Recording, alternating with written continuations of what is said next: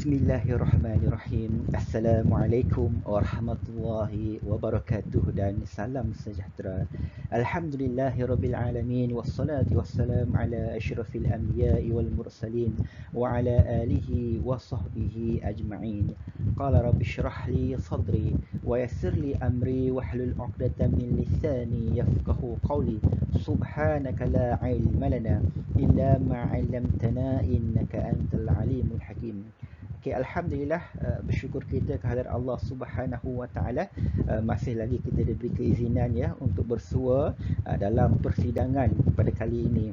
InsyaAllah saya Dr. Saiful Azri bin Mokhtar dari Universiti Malaysia Sabah akan membentangkan satu kajian yang telah kami jalankan berkaitan dengan rekayasa dakwah kebat dalam kalangan mahasiswa di Universiti Malaysia Sabah menerusi kursus penghayatan etika dan peradaban. Saya bersama dengan ahli-ahli kumpulan iaitu Irma Wani Osman, Muhammad Suhaimi Esa, Romzi Ationg, Abang Muhammad Razif Abang Muiz, Habibah Artini Ramli dan juga Samsul Azizul Marinsah. Bagi skop pembentangan saya dalam persidangan ini saya akan membentangkan berkaitan dengan pengenalan, metodologi kajian, perbincangan dan juga kesimpulan. Baik, untuk pengenalan sebagaimana yang kita maklum rekayasa. Rekayasa bermaksud penerapan unsur-unsur ilmu, budaya dan sebagainya dalam perancangan ataupun mekanisme kerja dan lain-lain sebagai asas melaksanakan sesuatu. Kalau kita kaitkan rekayasa ini dengan dakwah pula, dia membawa maksud adalah penerapan unsur-unsur ilmu dakwah yang sesuai dengan keadaan, situasi dan juga kehendak penerima dakwah itu sendiri. Di mana dengan adanya rekayasa dakwah, penerima dakwah dapat menerima apa yang nak disampaikan oleh pendakwah tersebut. Okey, dakwah sebenarnya mempunyai pelbagai bentuk dan juga wajah, sama ada secara terang ataupun dakwah dilaksanakan secara sulit, ataupun ia juga boleh dilaksanakan secara keras ataupun kasar, ataupun boleh juga dijalankan secara lemah lembut, secara sindiran, kiasan, setupuan dan sebagainya. Jadi di sini kita lihat bahawa bentuk dakwah ini sangat luas sebenarnya. Ia bergantung kepada sejauh mana pendekatan yang hendak dibawa oleh seseorang pendakwah itu. Okey, pembudayaan kebat pula kalau kita lihat dia adalah satu saranan yang telah disampaikan oleh Kementerian Pelajaran Malaysia KPM, di mana unsur-unsur kebat dalam pendidikan ini telah dimulakan di peringkat sekolah rendah, seterusnya di sekolah menengah, akhirnya kita sampai ke peringkat universiti.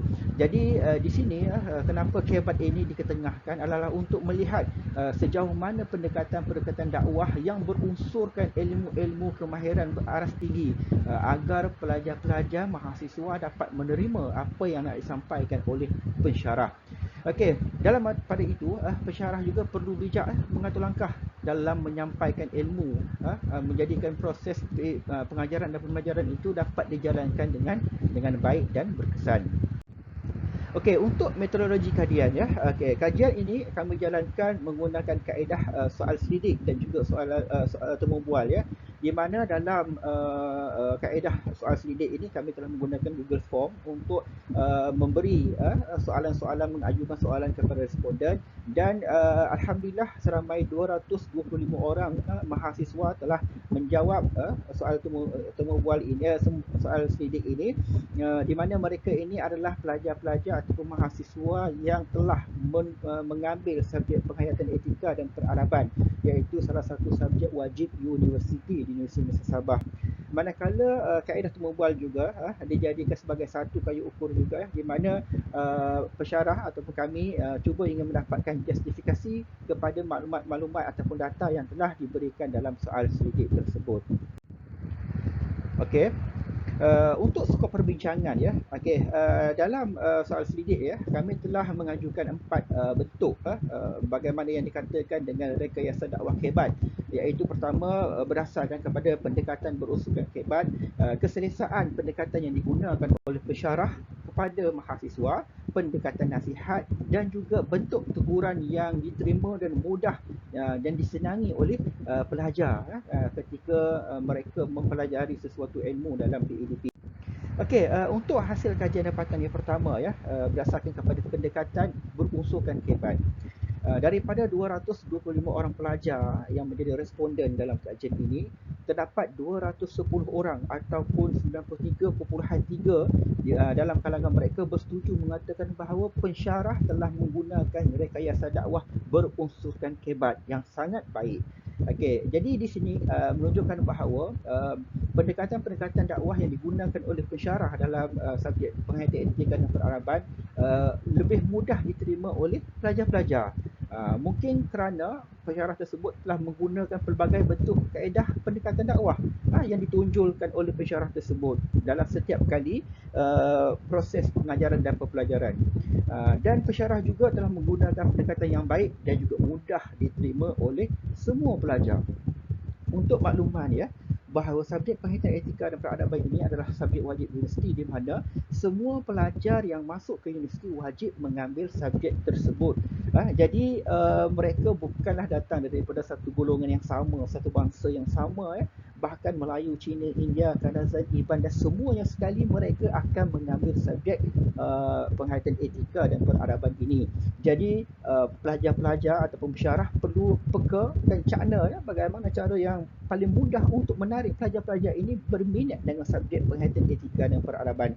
Dalam kajian ini kami dapati bahawa antara unsur-unsur kebat yang diminati, yang disukai oleh para pelajar khususnya di UMS adalah pensyarah memulakan kuliah dengan puji-pujian kepada pencipta. Ini juga menjadi satu daya tarikan, daya minat pelajar untuk mengikuti sesi pembelajaran. Mungkin juga kan apabila kita mulakan sesuatu kerjaan kita dengan tenang ya, dengan santai, jadi pelajar-pelajar juga mudah untuk mendekati ataupun untuk mendengar apa yang akan disampaikan oleh pensyarah tersebut. Kemudian didapati juga ya, pensyarah juga sentiasa bertanyakan khabar pelajar. Dimulakan kuliah dengan bertanya khabar pelajar. Ini juga merupakan salah satu rekayasa dakwah kebat sebenarnya. Walaupun kita nampak bertanya khabar itu sesuatu perkara yang sangat-sangat simple, tetapi ia memberi kesan yang sangat mendalam kepada para pelajar. Kemudian pensyarah juga mengalu-alukan kehadiran pelajar serta mendoakan yang baik-baik kepada pelajar. Juga menjadi satu daya tarikan kepada pelajar tersebut dalam meneruskan pengajaran dan pembelajaran. Ini adalah pendekatan-pendekatan kebat yang digunakan oleh pensyarah penghayatan etika dan peradaban ya, dalam kajian ini. Baik, itu yang pertama. Kemudian yang kedua, dari sudut keselesaan pendekatan yang digunakan pula, daripada 225 orang pelajar mahasiswa yang menjadi responden dalam kajian ini, seramai 211 orang ataupun 93.7% di mana mahasiswa bersetuju mengatakan bahawa mereka selesa dengan pendekatan yang dibawa oleh pensyarah penghayatan etika dan peradaban. Di antara kenapa mereka suka, pertamanya adalah pendekatan bersahaja yang berkonsepkan santai, membuatkan para pelajar senang menghadiri kuliah.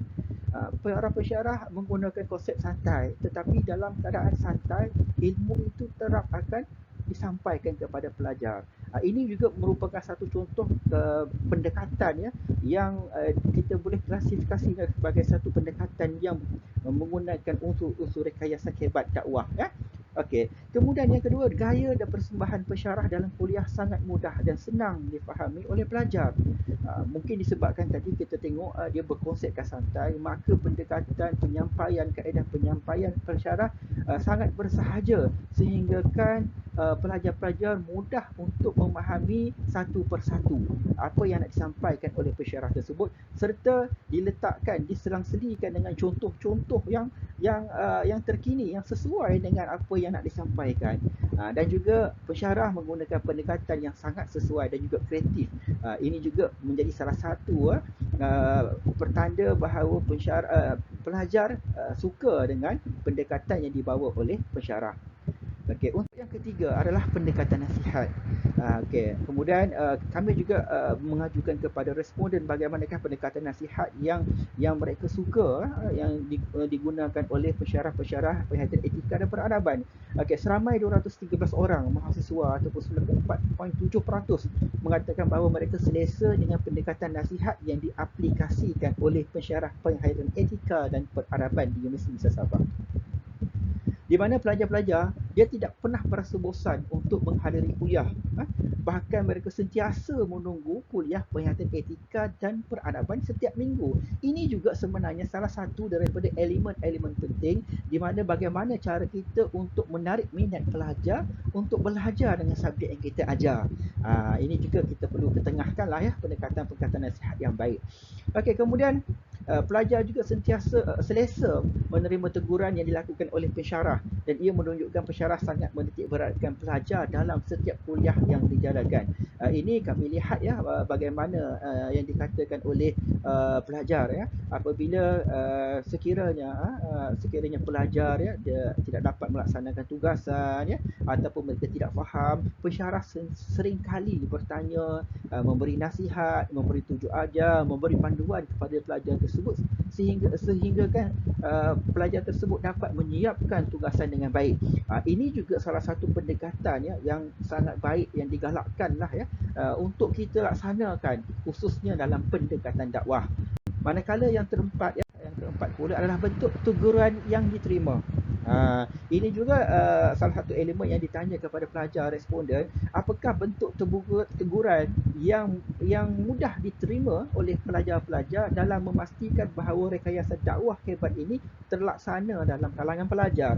Okey, apa yang kami dapati, terdapat 4 bentuk rekayasa terdapat 4 bentuk rekayasa dakwah yang diterima pakai oleh mahasiswa, iaitu pertama dengan cara santai dan bersahaja. Maknanya pelajar-pelajar di Universiti Sabah mereka tidak suka belajar dalam keadaan yang tertekan. Sudah tentu apabila kita melihat kepada skop topik-topik bab ataupun sinopsis dalam setiap subjek, kadang-kadang kalau melibatkan sejarah memang agak sukar untuk disukai oleh pelajar. Tetapi kalau kita gunakan pendekatan itu dengan pendekatan yang lebih bersahaja, lebih santai, jadi pendekatan itu lebih bermakna kepada pelajar dan mudah untuk mereka terima. Kemudian yang kedua, menggunakan nasihat yang lemah lembut. Kalau sekiranya pelajar-pelajar ada melakukan kesilapan, maka hendaklah kita tegur dengan cara yang lemah lembut. Sebab apa? Sebab salah satu cara dengan cara untuk memberikan keyakinan kepada pelajar-pelajar adalah dengan kita memberikan nasihat-nasihat yang penuh bermakna, yang baik agar mereka dapat menerimanya dengan baik. Kemudian yang ketiga, menegur dengan cara menggunakan contoh orang lain. Ini ada juga ya, ada setengah responden mengatakan bahawa pendekatan yang digunakan oleh pensyarah dalam setiap kali memberi contoh kepada kesalahan-kesalahan pelajar, mereka menggunakan contoh kepada pelajar-pelajar yang sebelum ini.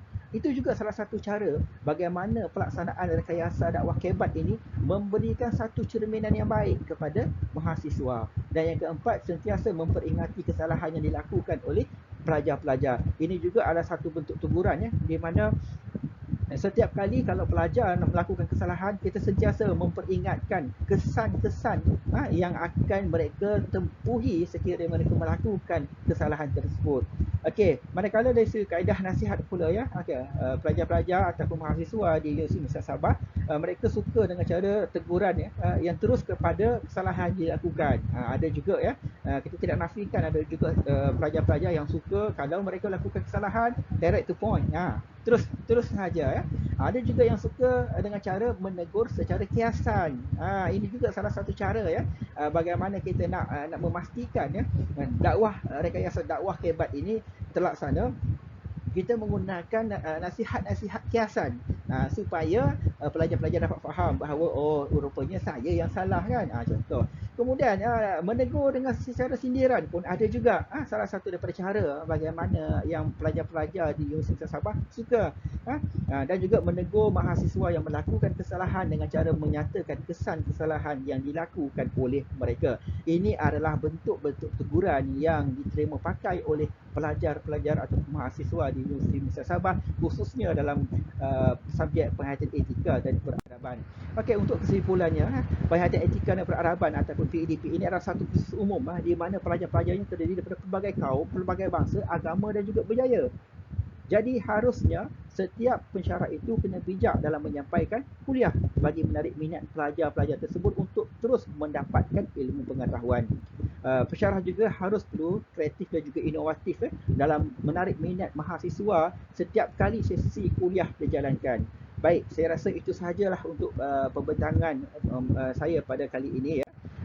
Saya akhiri dengan sebelum itu saya ucapkan jutaan terima kasih kepada pihak penerbitan Sumbangan Global Academic Excellence GAE di atas peluncuran dalam manuskrip ini. Jadi saya rasa itu sahajalah. Saya ucapkan jutaan terima kasih. Sekian, terima kasih.